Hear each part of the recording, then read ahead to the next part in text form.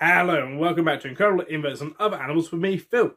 Now, before we get on with today's video, quickly want to say that I will be attending the Advancing Herbological Husbandry Conference on Saturday the 12th and Sunday the 13th of March. So basically this coming weekend from when this video comes out. I'll also, or should be, attending the Northern Invertebrate Show up in Barnsley on Sunday the 20th of March as well. So if you're at either of those events and you see me, please do come and say hi. I'd love to meet you guys. So, also, actually, prior to this video coming out, I believe this will come out on Wednesday. So, I'll actually be doing a reptile handling lecture for Cambridge University the day that this video comes out. Maybe some of you watching now may have been there, hopefully. And so some really exciting things that I'm doing at the moment.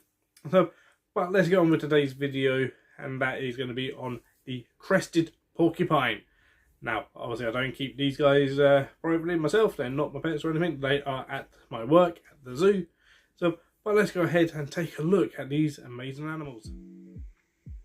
Okay, so here we have the crested porcupine, or Hystrix crissata. So, the crested porcupine is a fairly large species of rodent. It's in the family Hystricidae, and is native to sort of northern Africa, sub-Saharan Africa, but also even parts of Italy as well. These guys are primarily nocturnal in the wild, but they do venture out during the day. And here at my work at the zoo, these can be seen out parts through the day here and there, so they get fed a couple of times a day, I believe, from their keepers. So on a mixture of fruit and veg, as well as some dry mix as well. And their keepers also do things like target training and station training with the two porcupines that we have here at the park. So as I said, porcupines are a fairly large species of rodent. So they can reach up to sort of 83 centimeters long or so, and they can weigh anywhere between 13 to up to nearly 30 kilograms. So they are fairly hefty as well. Now, of course, porcupines are well known for the quills that cover, most of their body. Now, the quills are made up of modified hairs, which have been coated with a thick plates of keratin. They've also been embedded into the skin as well. Contrary to popular belief, porcupines do not and cannot shoot their quills, but they can release them on contact. So they'll often sometimes raise the quills in a threat display, and they'll back up towards an aggressor. And they can even just sort of shake some off if they're a bit old.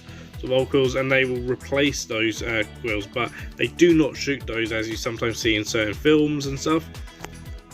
As I said, the crested porcupine is fairly widespread across northern Africa, as well as sub-Saharan Africa, and even, as I said, parts of Italy as well. And there's even been some fossil remains of porcupines that suggest presence in sort of more areas of Europe.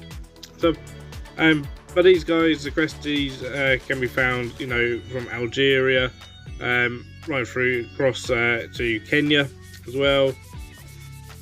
They are classed as least concern by the IUCN, but have been localized reductions in population, with them potentially being classed as sort of locally extinct in areas of Egypt.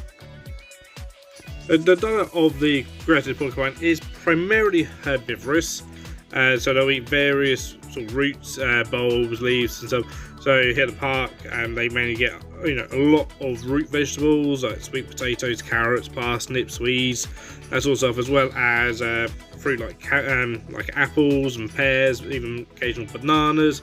So, and then leafy greens as well, of cabbages, broccoli, cauliflower. But they have been known as well to eat various invertebrates and even small vertebrates, so things like small reptiles and stuff, and even birds and bird eggs. And they'll also will feed on carrion and even gnaw on bones as well. So we do, all the keepers here that look after the porcupines do occasionally put in some carrion from it and some bones in for them to gnaw on. And gnawing is really important for these guys. They are rodents, their teeth continually grow, so they do need to gnaw on things. So things like bones really help with that, but also wood. So in the enclosure we have lots of branches and logs and stuff that are laid down just around the enclosure for them to gnaw on at their leisure. So they often don't necessarily gnaw on the natural wood, and will prefer to, if they get the opportunity, to gnaw on painted wood. And that's why any sort of wood part of the fence is coated in metal mesh and stuff, and the trees also have some metal mesh around them and stuff, just to prevent them from gnawing those. And also the house as well, the house is built out of wood. So anything that is could potentially be gnawed that we don't want them to gnaw on, of course we have to protect that with metal mesh. These guys are also exceptionally good diggers. So in the wild they'll dig big old burrows to go and sleep down in big dens and stuff. And they will dig here at the park as well. So they've got a lovely big enclosure for them. And they will dig down quite a lot. And we do sort of have to fill in their holes a little bit, especially if it's around the edges of the enclosure, just to make sure they don't try and sort of burrow out. They've never really gone down too far in this enclosure, which is good. And that's purely because they've got the space to run around. They've got a nice house to sleep in, which they do sleep in all the time. And when they come out, they do love to have a bit of a dig around, a bit of a sort of a jot around as well. Love having a bit of a run around. And then in the sun they will sort of laze around feeding and stuff. They do like going through the little tunnel they have here as well.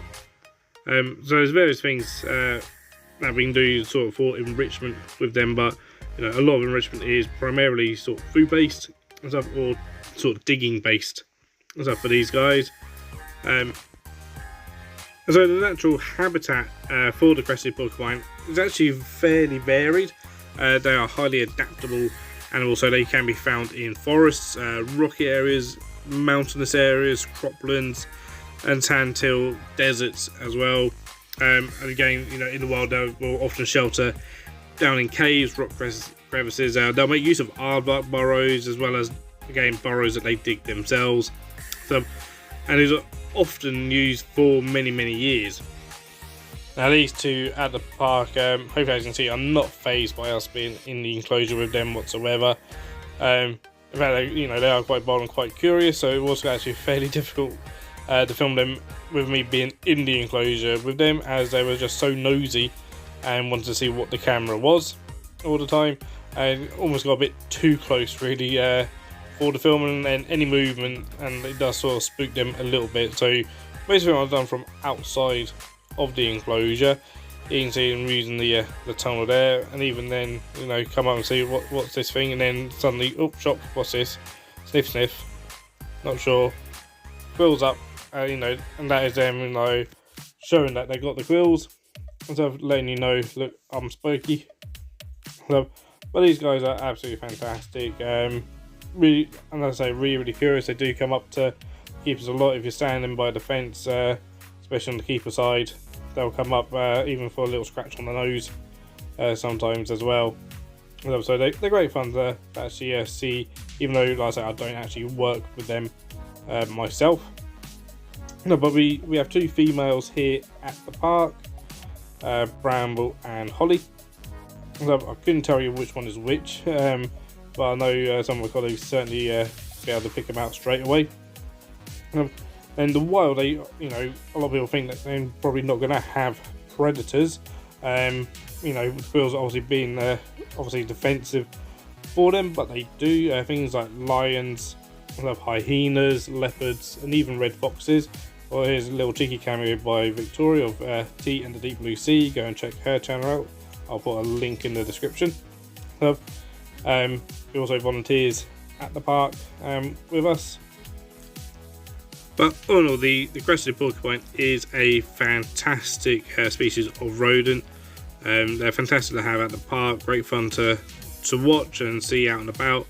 At times, as some places they're not always the most active of animals, being, like I say, primarily nocturnal, but these two are absolutely fantastic. And there are plenty of other species of porcupine, not just these guys. Okay, so that was the crested porcupine. What do you guys think? Another amazing animal. Now, like I said, I don't work with these guys, and of course I don't keep them, but they are at my work, so I do see them fairly regularly. They're essentially my next door neighbours. So guys, if you did like this video, please do give it a thumbs up, pop some comments down below, and if you haven't yet, please do consider subscribing to the channel and hitting that bell for notifications so you know next time I upload another video.